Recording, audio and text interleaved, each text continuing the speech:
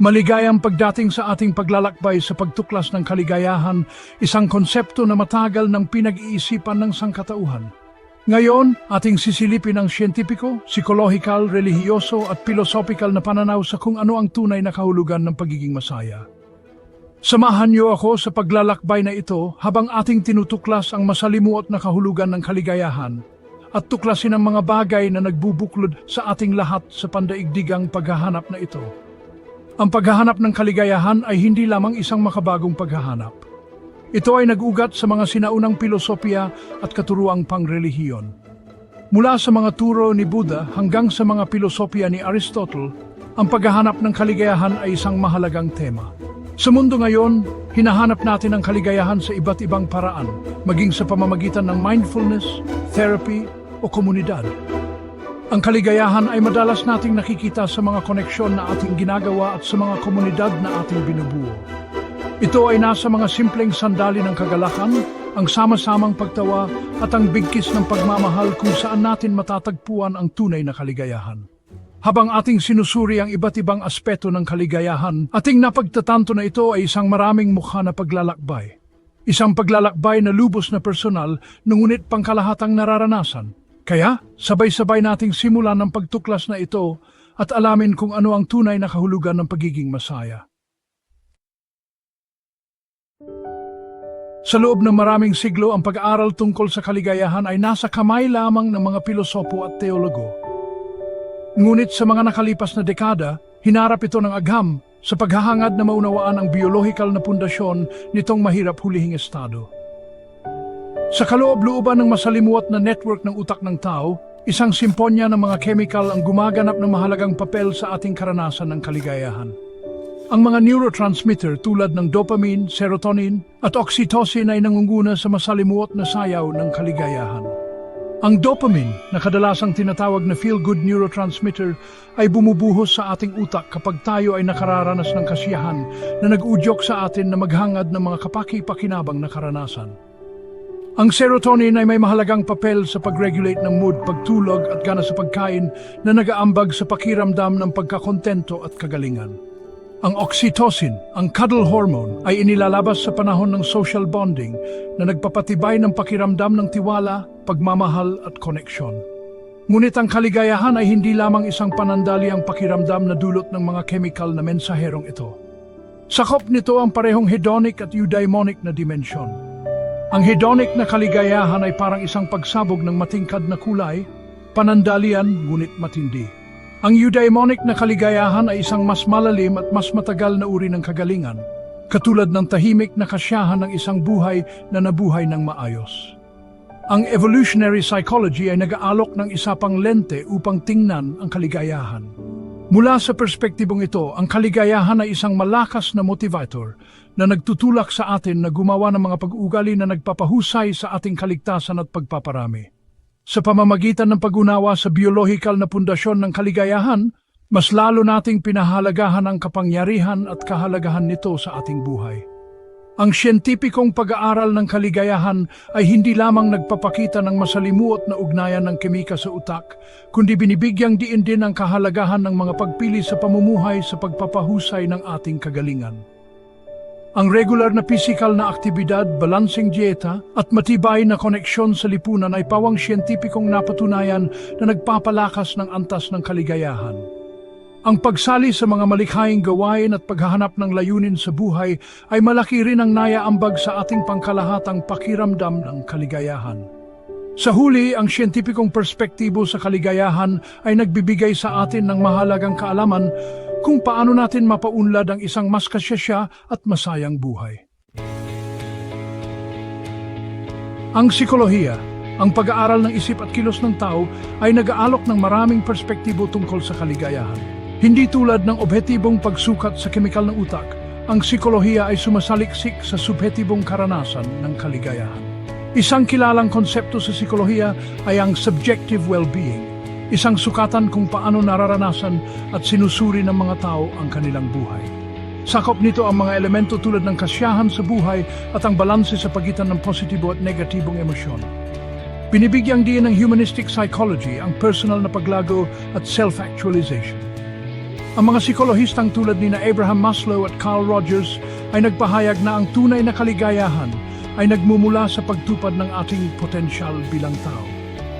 Ang hierarchy of needs ni Maslow ay nagmumungkahi na tayo ay hinihimok ng serye ng mga pangangailangan, mula sa mga pangunahing pangangailangan sa physiological hanggang sa mas mataas na antas ng pangangailangan para sa self-actualization.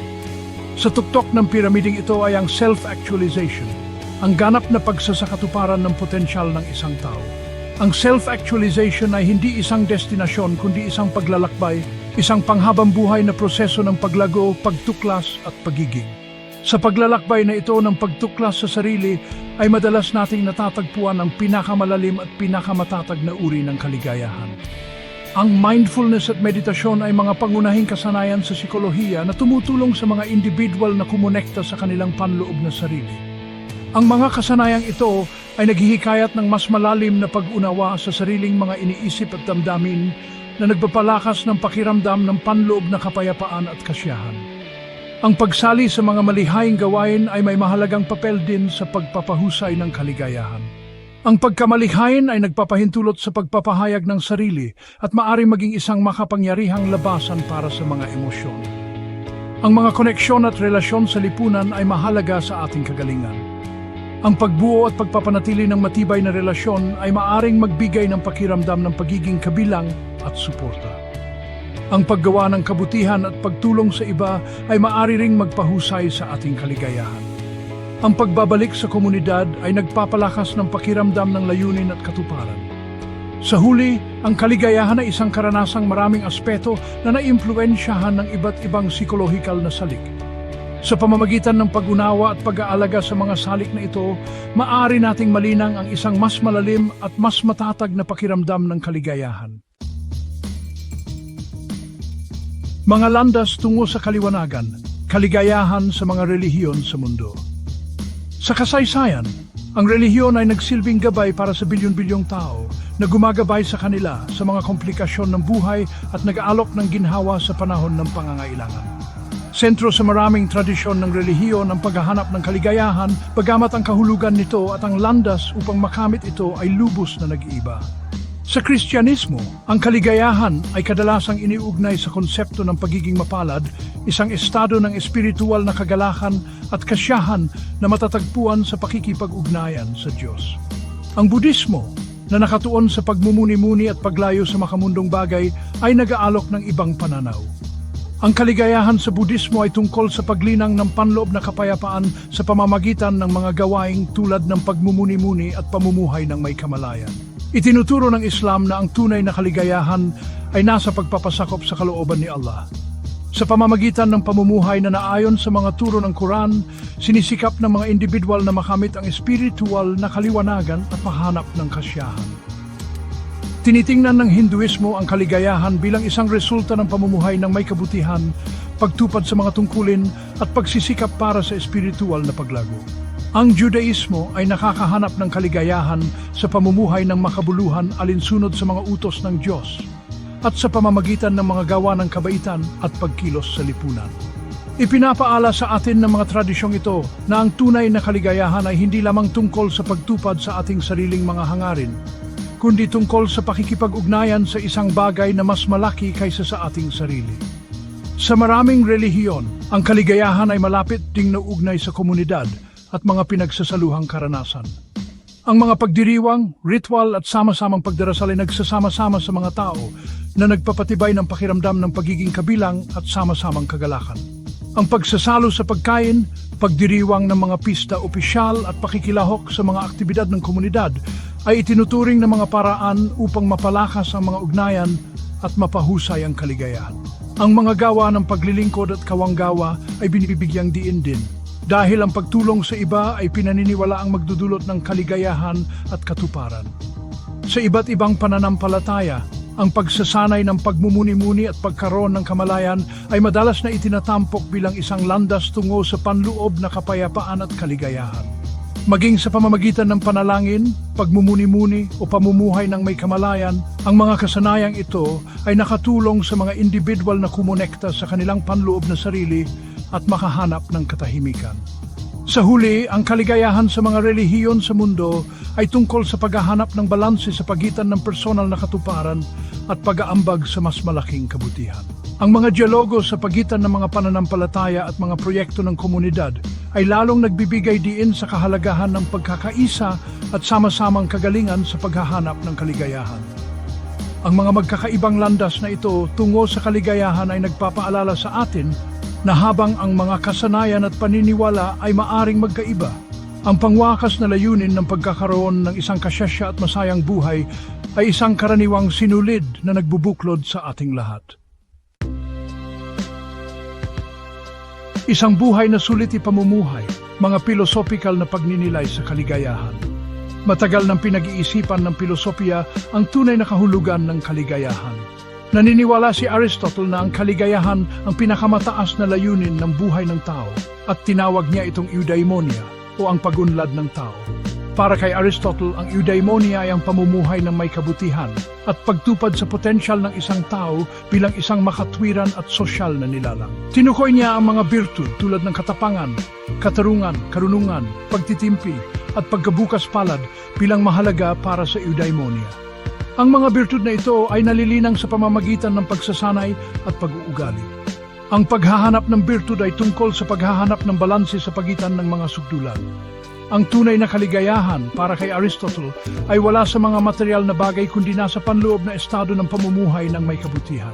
Pinibigyang din ng Stoicism ang pagtanggap sa mga bagay na hindi natin kontrolado at pagtuon sa ating sariling mga iniisip at kilos. Itinataguyod ng Epicureanism ang isang buhay na may katamtaman at katahimikan at paghahanap ng tunay na kasiyahan sa kawalan ng sakit at pagkabalisa. Sa pamamagitan ng pagpapasimple ng ating mga hangarin at pagpapahalaga sa mga simpleng kasiyahan sa buhay, makakamit natin ang pangmatagalang kasiyahan. Hinahamon ng pilosopiya ang ating mga palagay at pinalalawak ang ating mga pananaw sa kung ano ang ibig sabihin ng mamuhay ng isang mabuting buhay. Ang pakikipag-ugnayan sa iba't ibang philosophical na pananaw ay nagpapayaman sa ating pag-unawa sa kaligayahan. Ipinapakita nito ang maraming landas na maaari nating tahakin sa ating paghahanap ng isang makabuluhang buhay. Ang mga pilosopo tulad nina Socrates at Plato ay nagsiyasat din sa diwa ng kaligayahan na kadalasang iniugnay ito sa paghahanap ng kaalaman at kamalayan sa sarili. Sikat na sinabi ni Socrates na ang buhay na hindi sinusuri ay hindi sulit na ipamuhay, na nagmumungkahi na ang pagninilay-nilay sa sarili ay susi sa tunay na kaligayahan. Sa kabilang banda, binigyang din ni Plato ang kahalagahan ng pag-ayon ng kaluluwa ng isang tao sa mga mithiin ng katotohanan, kagandahan at kabutihan.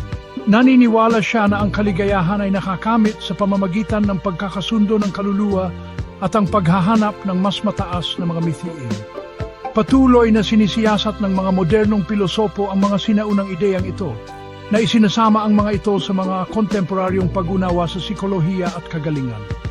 Iminumungkahi nila na ang kaligayahan ay isang masalimuot na pagsasama-sama ng mga panloob na estado at panlabas na mga pangyayari, na nangangailangan ng balanse sa pareho. Sa huli, ang mga philosophical na pagninilay sa kaligayahan ay nagpapaalala sa atin na ang paglalakbay patungo sa isang makabuluhang buhay ay lubos na personal at maraming aspeto. Ito ay isang landas na dapat nating tahakin gamit ang ating sariling mga pinahalagahan, karanasan at mithiin. Ang patuloy na paghahanap. Ang kaligayahan ay isang masalimuot at maraming aspektong konsepto na sumasaklaw sa emosyonal, philosophical, biological at espiritual na mga dimensyon. Bawat perspektibo ay nag-aalok ng mahalagang kaalaman upang maunawaan kung ano ang ibig sabihin ng maging masaya. Ang paghahanap ng kaligayahan ay isang paglalakbay ng pagtuklas sa sarili, paglago at pakikipag-ugnayan. Salamat sa pagsama sa amin sa nakapagbibigay liwanag na paglalakbay na ito.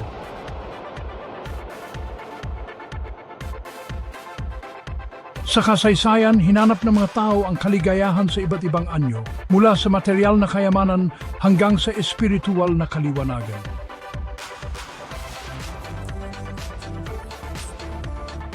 Pinagdebatehan ng mga pilosopo ang katangian nito.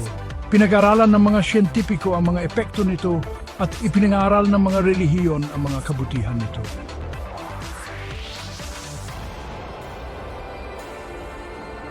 Sa kabila ng iba't ibang pamamaraan, ang paghahanap ng kaligayahan ay nananatiling isang pangkalahatan at walang hanggang pagsisikap.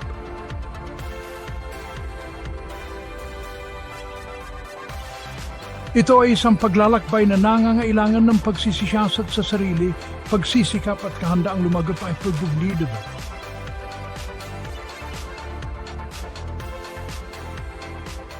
Habang patuloy nating sinusuri ang lalim ng kaligayahan, mas natutuklasan natin ang tungkol sa ating sarili at sa mundo sa ating paligid.